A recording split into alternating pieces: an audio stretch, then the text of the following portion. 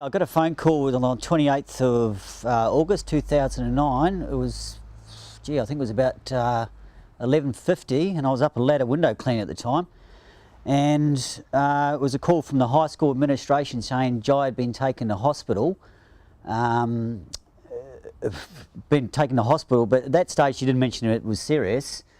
But it was as I was driving into Mullumbimby, and as I was entering town, I saw the paramedics with their flashing lights going out of town, and I pretty much knew that was him in it. That was my first sign that something serious had happened to Jai, and I started to pretty much panic from there. Your heart starts beating, you're already imagining worst case scenarios. And then I drove to the hospital and we got taken aside by Dr. Kamadira. He took us straight into a room and informed us that Jai's condition was terminal straight away. He didn't really wait, and that was it. We just broke down, as you would. And, well, just the start of that whole horrendous nightmare up the Gold Coast of dealing with the realisation Jai's there, lying in the bed, his heart's beating, but he's not going to wake up. Your whole being just drops and loses control. It's just utter, complete sadness. I asked Dr. Greg Kamadira, I said, what's happened to him? And he basically said he had suffered a massive brain hemorrhage. He said to me he hadn't seen something like this except in something like a baby shake syndrome, where you get basically a shake happening where it's like a rattle within the brain itself, and it can cause a rupture of the blood vessels. He also said he hadn't seen something like this except in a high impact car accidents where you get it's like the same thing. It's like an impact, boom, and your brain forces itself to just rattle against itself, and that can cause a massive rupture of the blood vessels as well. I had this call in about 3 o'clock in the morning to be on his side, and I went in there. There was just the duty nurse who was keeping an eye on the machines, and Jai himself, and that's when that was the time I said goodbye to him. That's when I sat next to him. I spent the next hour and a half crying, talking to him and saying goodbye. That's when I did my time with Jai. I'm not kidding myself. I can't bring Jai back. You know, and I wish I could have been there that day to tell him, step back, don't go in. Don't even go in there and help your friend. Just don't get involved. I wish I could have been there. I wish I could have been there to save him. Like many other fathers in this situation tell themselves, what if? Why couldn't I? I couldn't save my son. What can I do now? I don't want anyone else to be killed. And I've put this out there to many people. I've objected to the media. I don't want anyone else to be hurt. It's that simple. What can we do? What can we do as a community? I've appealed to them, say, look, this issue is just bigger now than your son, your daughter coming forward. This is about facing it and saying, what can we do?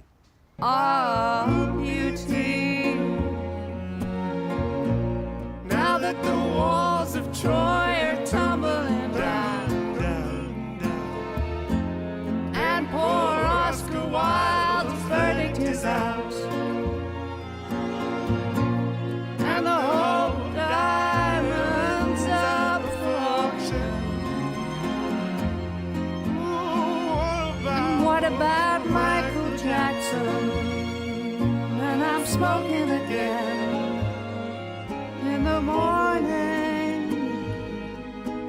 looking at beauty.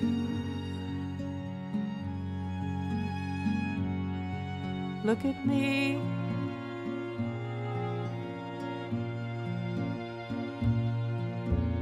You who did line the apple one softer eve. The Friday I had the opportunity to speak to those kids, the whole school in that assembly. I told them all about respect. I told them all about, learning to get along with each other. I told them about respecting their parents. Go home and hug your parents, tell them you love them. And then 2 minutes later I walked out to the healing ceremony, and the Abundant elders conducting the smoking ceremony, and that's for the next 5 to 10 minutes, a bit of a 5 minutes, sorry, it must have been, or a blank for me, because I just lost it, I cracked.